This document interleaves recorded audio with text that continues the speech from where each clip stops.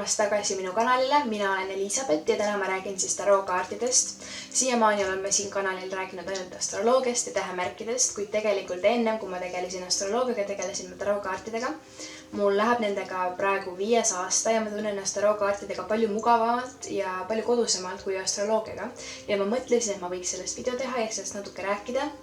Selle video põhimõte on lihtsalt anda algajatele mingeid soovitusi, rääkida sellest, kuidas mina neid panen, et keegi, kes kaartidega alustab, võiks saada mingeid nõuandeid. Siin videos ma ei hakka rääkima konkreetsetest kaarditähendustest, vaid pigem millised on erinevad tüüpi pakid, kuidas laduda, kust üldse alustada, mida tarookaartidega küsida saab, kuidas saab oodata vastuseid ja nii edasi.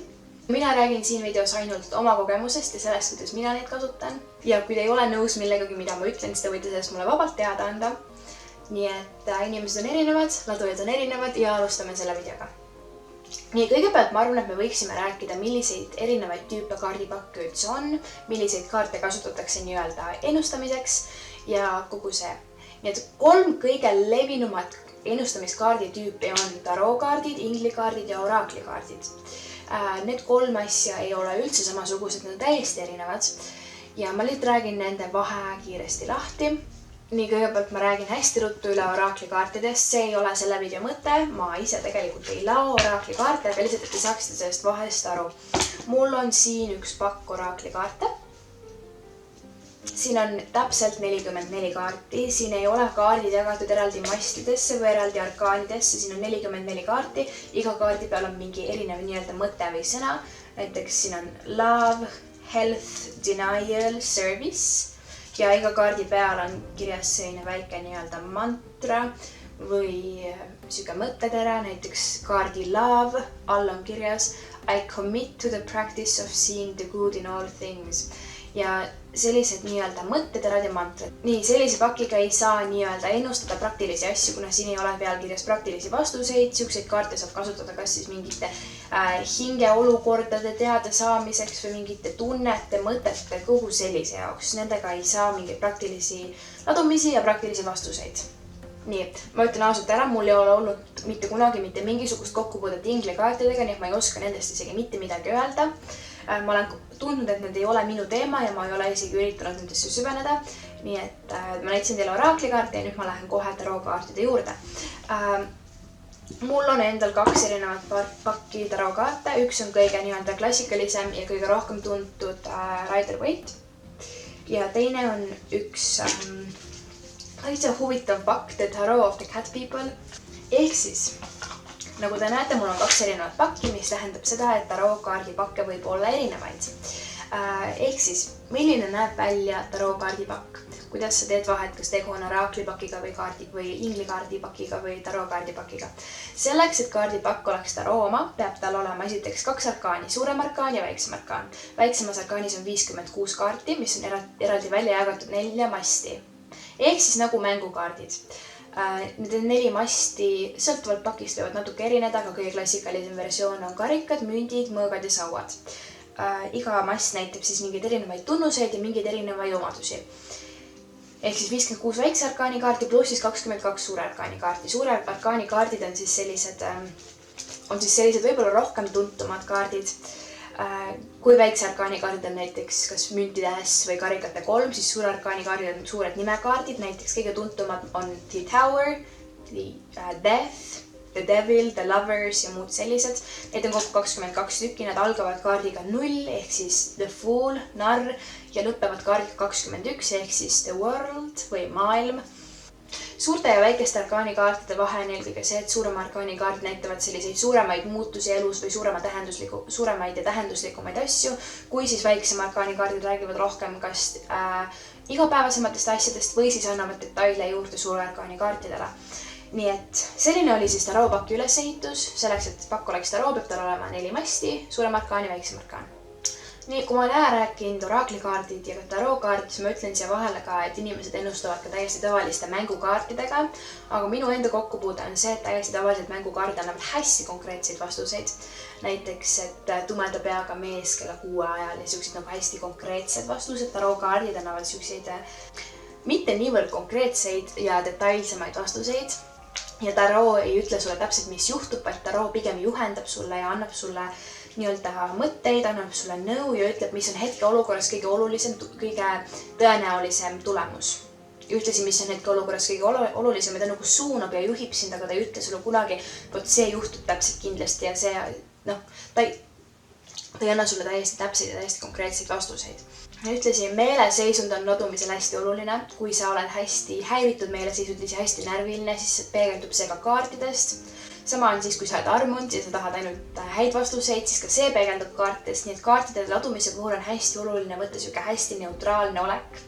Ja seda on tihti hästi keeruline teha, eriti kui sa laod endale või kui sa laod kellelegi oma väga lähedasele. Aga kui sa suudad see neutraalse oleku saavutada, siis on väga tõenäoline, et sa tegelikult saad õigeid vastuseid, kuigi see ei hakka kohe kindlasti juhtuma kohe, kui sa kaarte laduma hakkad. See võtab tihti aega. Ühtlasi ma peaks ära mainima, et tihti räägitakse, et su esimene pakk tarookaart peab sinuni ise jõudma, et keegi peab nüüd sulle kinkima või nad peavad kuidagi ise sinuni tulema, et sa ei tohiks neid poest osta. See on täielik jama, sest suhteliselt, kui sa tunned, et taroo sind tõmbab, siis mine jumala eest osta need kaardid endale ja lao need endale. See ei ole oluline, et keegi need sulle ise kingiks. Kuigi mul konkreetselt oli niimoodi, et mulle kingiti minu esimesed kaardid, aga ikkagi tegelikult seal ei ole absoluutselt vahet. Nii, räägime siis, mida sa peaksid tegema, kui sul on see kaardipakk käes ja sa ei teadnud, mida sedasi tegema peaks. Kust on hea alustada? Alustame sellest, et sa kohe kindlasti ei peaks hakkama esimese asjana kohe laduma. Vahet ei ole, kas need on lihtsamad või keerulised ladumised, sa ei peaks uue pakiga hakkama kohe laduma, sa peaks sellega kõigepealt nii-öelda sõbraks saama ja tuttavaks saama. Ehk siis sa võid see paki lahti teha, neid kaarte natuke uurida, vaadata, näha seda nii-öelda sümboolikat, nendega lihtsalt tutvuda ja natuke aega kanda neid endal lähedal, kas siis panna need padja alla, kui sa magad või kanda neid endaga kotis kaasas, kus sa kuskil käid. Lihtsalt, et need nii-öelda sinu energiaväljaga tuttavaks saaksid nii-öelda.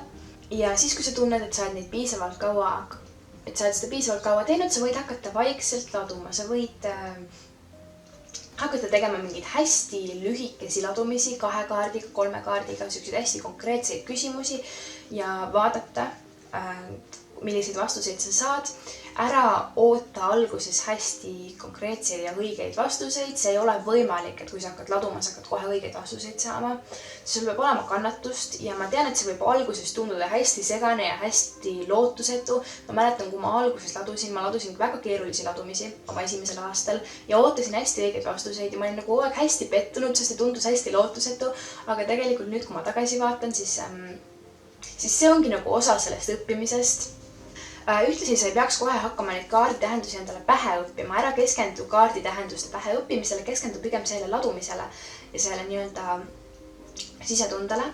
Kui sa ostad tarookaardipaki, siis enamasti tuleb pakiga kaasa mingi siuke väike nagu raamat või mingi selline asi. Ma ütlen ausalt, ma eriti ei soovita neid. Sul on palju kindlam osta endale ikkagi mingisugune raamat, sest et raamatus on esiteks need kõik koos. Ära hakka otsima tähendusi internetis, sest see võtab aega, see ei ole mugav. Sul on palju meeldivam, kui sul on üks mingi konkreetne raamat, kus sul on sees ladumised ja kus sul on sees tähendused, kuhu sa saad ise märkmeid sisse teha vajadusel. Kõike seda.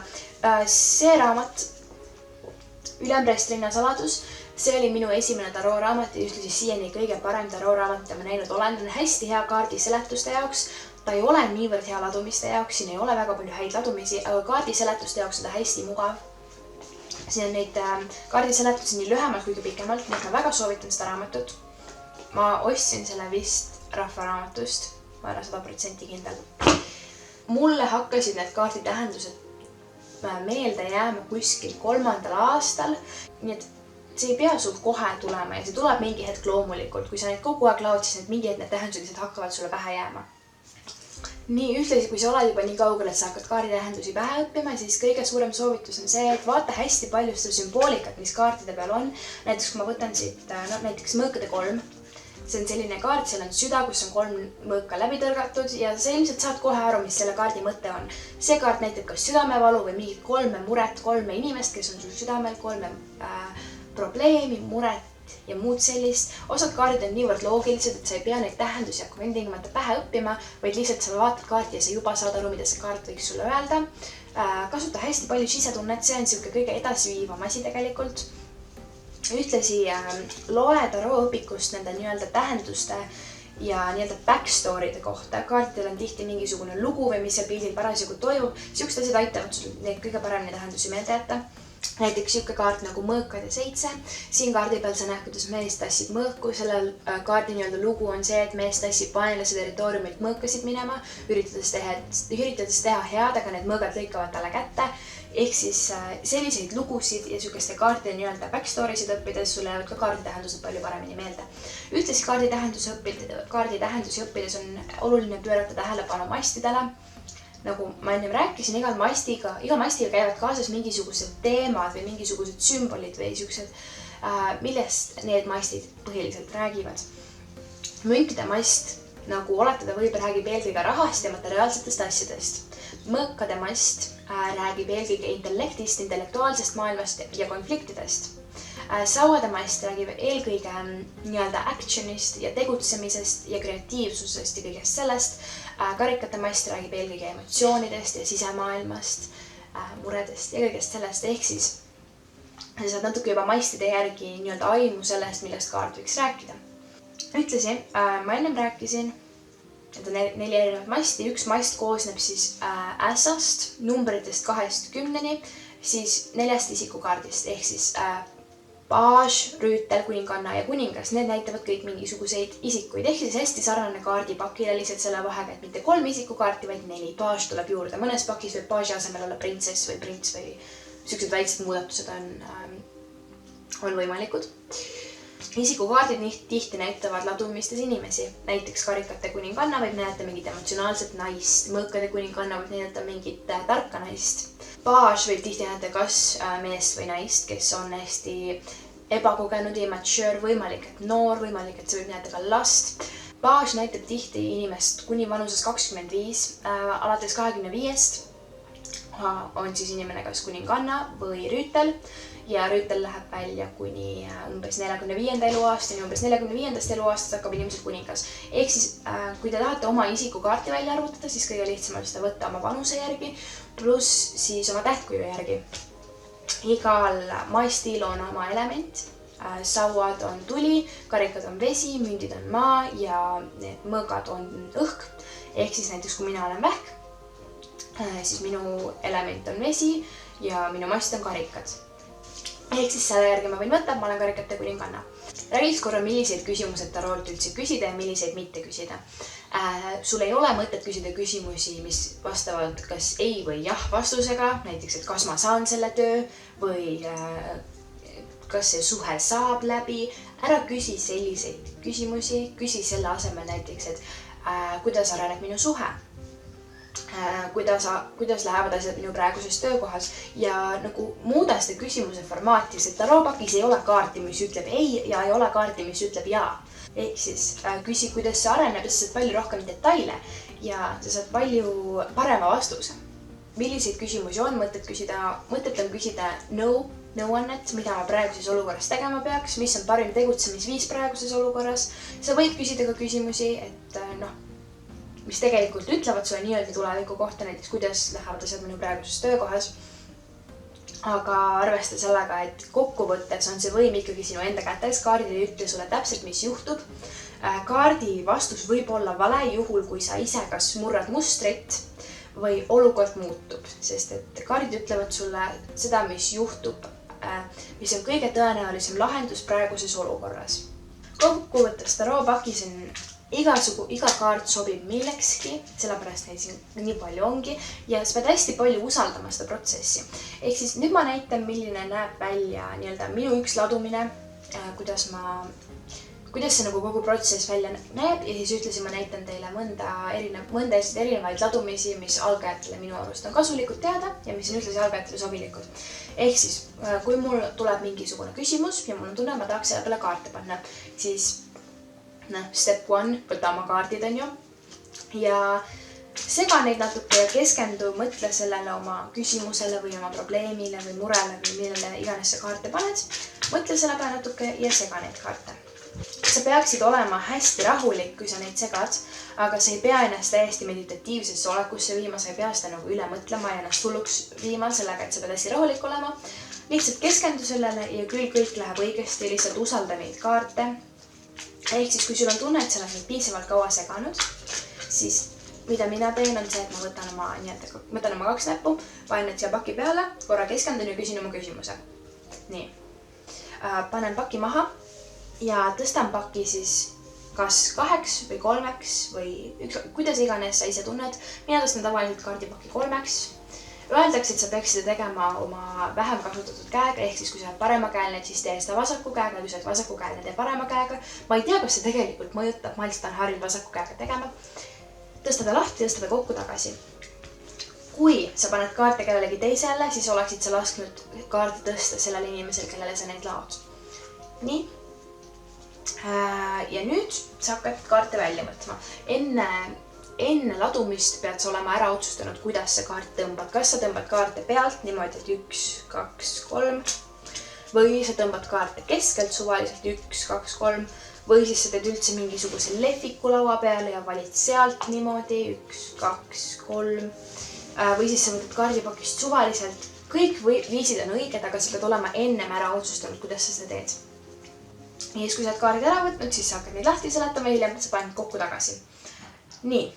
Nüüd ma näitan teile siis mõnda head ladumisviisi, mis minu arust on algajatele hästi sobivad. Üks asi veel. Minult on küsitud, et kas kaartidel on vahet sõltuvalt sellest, kas ta on õigetpidi või tagurpidi. Jah, kaartidel on vahet. Kaardi tähendus muutub sõltuvalt sellest, kas kaart on õigetpidi või tagurpidi. Aga kui sa oled algaja, siis ära kasuta tagurpidi kaarte. Võta kõik oma kaardid ja keera nad pakis ühtepidi. Ja kasuta ainult õigetpidi kaarte, tee endaga see kokkulepe, et sa kasuta ainult õigetpidi kaarte, sest muidu on asi sinu jaoks liiga keeruline. Hakka tagurpidi kaarte kasutama hiljem. Ise, kui sul on see õpik ja sa arvad, et see on sinu jaoks lihtne, siis ikkagi alguses on sul lihtsam kasutada kaarte ainult ühtepidi. Ühtlasi ladumisi leiab tegelikult hästi palju internetist, eriti Pinterestist ja sellistest kohtadest. Sa võid ladumisi ka ise välja mõelda. Sa võid ka võtta ladumisi ja seda enda jaoks moonutada, kuidas iganes.